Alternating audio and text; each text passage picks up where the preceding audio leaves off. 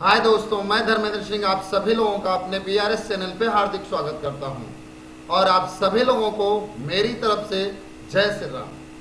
दोस्तों, आज हम बात करेंगे V lookup plus raw and rows की कि ये वी लुकअप कैसे वर्क करता है, ये वी लुकअप रॉ और रॉज के साथ कैसे वर्क करता है। इसके पहले वाले वीडियो मैंने दिखाया आपको कि कॉलम और कॉलमन्स के साथ वी लुकअप कैसे चलता है, और आज के इस वीडियो में मैं बता रहा हूं कि वी लुकअप रॉ और रॉज के साथ कैसे चलता है।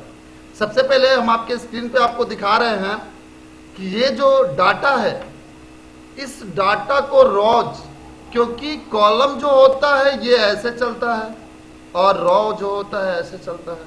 पहले हम रॉ और रॉज की बात करेंगे कि रॉ कैसे काम करता है और रॉज कैसे काम करता है। तो अगर यहां पे फॉर्मूला चलाया जाए इक्वल रॉ और टैब की के साथ यहां मैं बंद कर दूं, इंटर करूं, तो यहां पे बता रहा है कि रॉ नंबर 5 में है। वो कितने में है? रॉ नंबर 5 आप गिन के देख लो, 1 2 3 4 5। अगर आप रॉ का फॉर्मूला इक्वल रॉज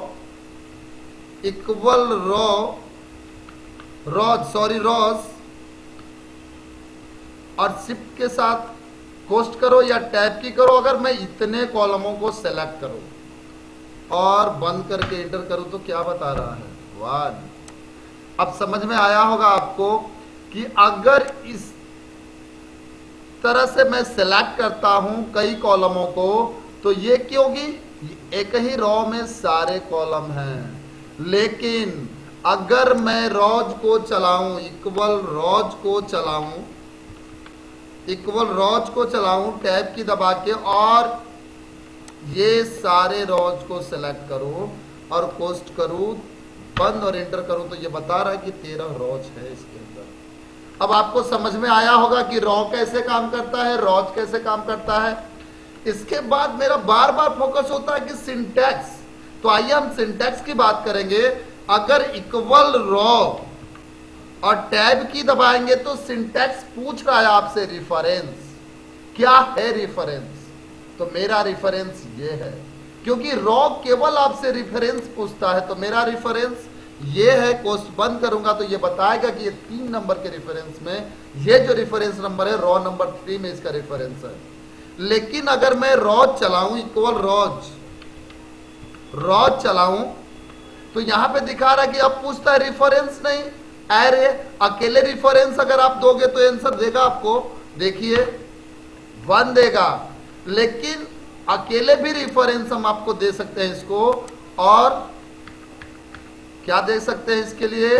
हमको देना होगा टेबल एरे। क्या देना होगा? एरे। कितना एरे? जितना मर्जी उतना एरे आप दे लो। अब आपको समझ में आ गया होगा कि ये रॉ और रॉज कैसे यूज होता है। लेकिन अगर हमें डाटा का आउटपुट रॉज में चाहिए, इन आइटमों के डाटा का आउटपुट हमें रॉज में चाहिए, रॉ में, तो इसके लिए हम वी लुकअप, सबसे पहले तो वी लुकअप से हम इसको निकाल लेते हैं, बट इसका आउटपुट हमको रॉ में चाहिए। तो अगर इसका आउटपुट रॉ में चाहिए, ये पॉइंट्स नहीं बनते कि आपके डाटा किस में है, कॉलम में है, रॉ में है, इसका कोई लेना देना नहीं है। हमें बस आउटपुट रॉ में चाहिए। तो हम रॉ और रॉज की 3 तरीकों के माध्यम से आपको इस वीडियो में बताऊंगा कि रॉ और रॉज कैसे यूज किए जाते हैं वी लुकअप के साथ। आइए हम आपको दिखाते हैं इक्वल वी लुकअप टैब की। अब टैब की वी लुकअप के बारे में मैं नहीं बताऊंगा, सिंटैक्स के बारे में, क्योंकि मैंने कई वीडियो में बताया। अगर वो पहले वाले, दूसरे वाले, तीसरे वाले वी लुकअप का वीडियो आपने नहीं दिखा, सीरीज वाइज ये वी लुकअप चल रहा है, तो आप मेरे डिस्क्रिप्शन में जाएं और वी लुकअप के सीरीज वाइज वीडियो को देख सकते हैं। वहां मैंने बार बार डेफिनेट किया है इस वी लुकअप को। तो यहां पे बोल रहा है कि लुकअप वैल्यू। लुकअप वैल्यू क्या है? ये है। अब इसके बाद बोल रहा है कि टेबल एरे। टेबल एरे क्या है? टेबल एरे है ये। टेबल एरे क्या है? टेबल एरे ये है। अब टेबल एरे, इसके बाद बोला कि कॉलम इंडेक्स नंबर। हमें कॉलम तो है नहीं मेरे पास तो आउटपुट हमें रॉ में चाहिए। तो अगर रॉ में चाहिए तो यहां पे चलाएंगे क्या हम? Rows equal raw. अब यहां पे लिखते हैं हम रॉ, इसके बाद फिर सॉरी कॉमा मैंने नहीं दिया, चलेगा नहीं फॉर्मूला रॉ टैब की। अब पूछ रहा है कि रेफरेंस, किस रेफरेंस से, हमें किसका चाहिए, हमें इस आइटम का चाहिए। आइटम किस में है, कॉलम नंबर 2 में। तो आप रॉ नंबर 2 को यानी 1 और ये 2 को कहीं भी रॉ नंबर 2 को आप सेलेक्ट कर लो। कोस्ट को बंद करो, कॉमा और 0, क्यों, क्योंकि अप्रोक्स मैच 1 के लिए यूज होता है और एग्जैक्ट मैच के लिए 0 यूज होता है। तो यहां पे हम 0 ही यूज करते हैं क्योंकि हमें एग्जैक्ट मैच चाहिए। कोस्ट मैं बंद कर दूं और इंटर करूं तो आंसर आएगा, यहां पे आंसर आया। लेकिन एक पॉइंट्स, आंसर अगर मैं खींच दूं यहां से, आप देखिए ध्यान से, अगर मैं यहां खींच रहा हूं तो क्या आंसर आ रहा है, नहीं आ रहा है। तो यहां पे भी अगर आंसर आपको लाना है, फिर से मैं इसको एडिट करता हूं F2 के सहारे। तो यहां पे देखिए लुकअप वैल्यू और टेबल एरे जो होता है फिक्स होता है। तो फिक्स करने के लिए हम क्या चलाते हैं, F4 चलाते हैं। F4 मैंने चला दिया। अब F4 मैंने चलाया, यहां पे मैं इंटर करूं और मैं खींचूं तो आंसर आया एस आया। अब आपको फिर से मैं एक बार बताऊं, आपको समझ में आया कि नहीं, ये जरूर हमें कमेंट में बताइएगा। लेकिन यहां पे मैं आपको बता रहा हूं, फिर से एक बार मैं F2 करूं कि ये क्यों आइटम आईडी को क्यों लॉक किया गया, क्योंकि ये फिक्स है, ये ना कहीं जाएगा ना कहीं आएगा, और ये भी फिक्स है, इसको भी कहीं आगे पीछे नहीं हो रहा है, इसलिए इसको फिक्स करना अनिवार्य हो जाता है, तभी मेरा आंसर आता है निकल के।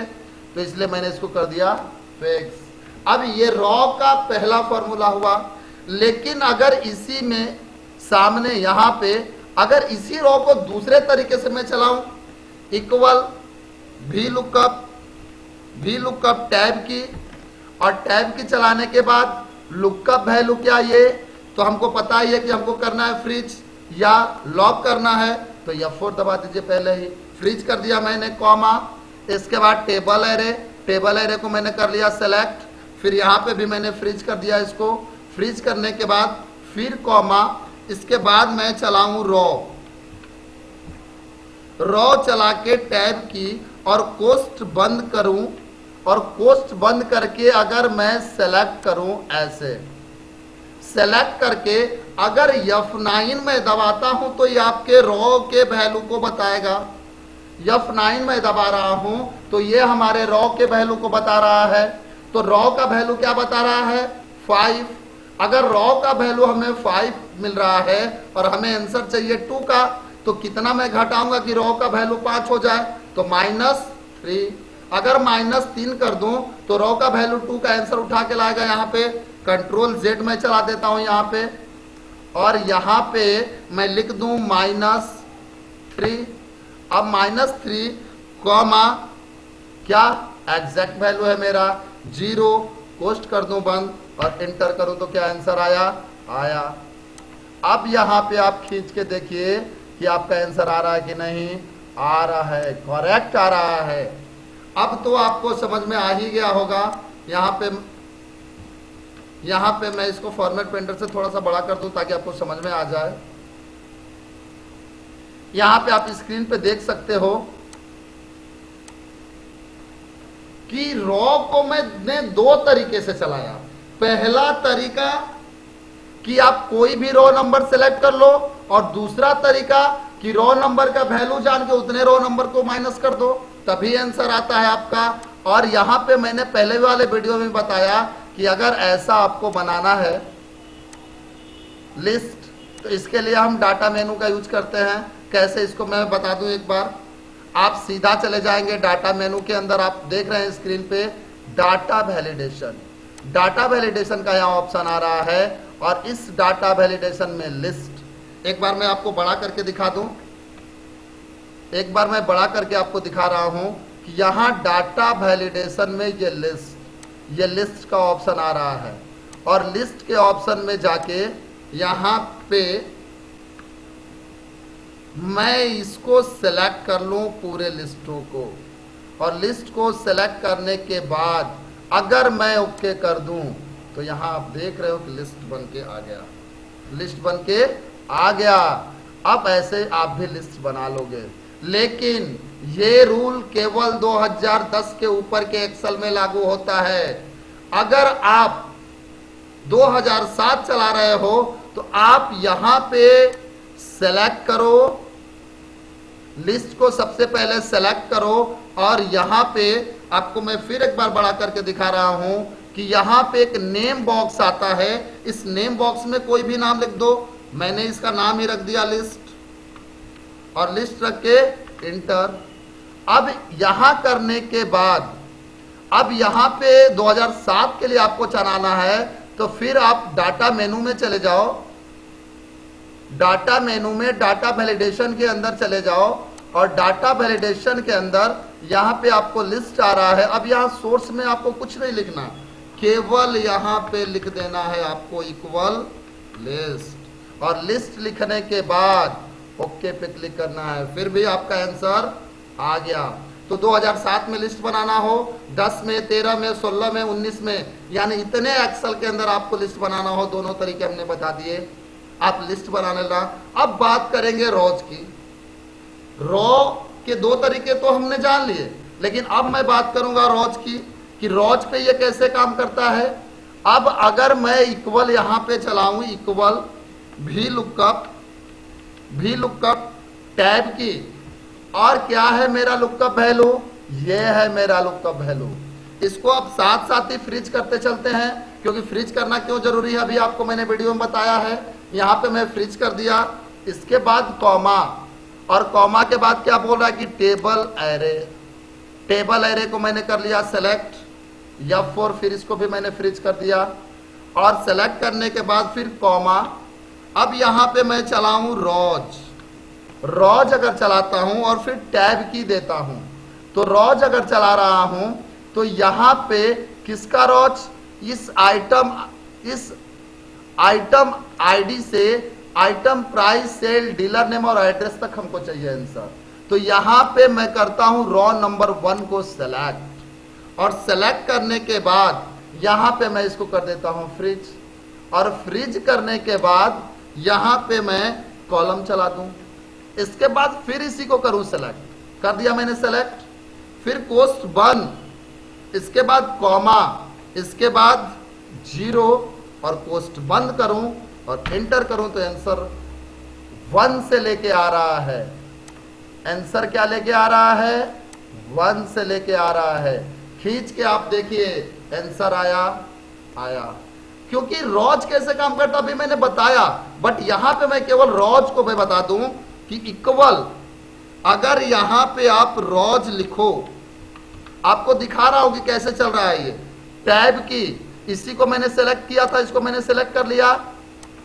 अब यहां पे मैं इसको लॉक करूं, और लॉक करने के बाद अब यहां पे कॉलम चला के फिर इसी पे क्लिक कर दूं, और क्लिक करने के बाद जब मैं कोस्ट बंद करता हूं तो आंसर 1 आ रहा है।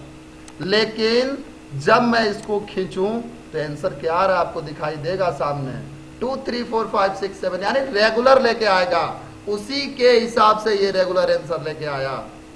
तो आपको ये वीडियो कैसा लगा ये हमें जरूर कमेंट में बताएंगे, और साथ ही साथ इस चैनल को लाइक भी करेंगे और सब्सक्राइब भी करेंगे। तब तक के लिए जय श्री राम।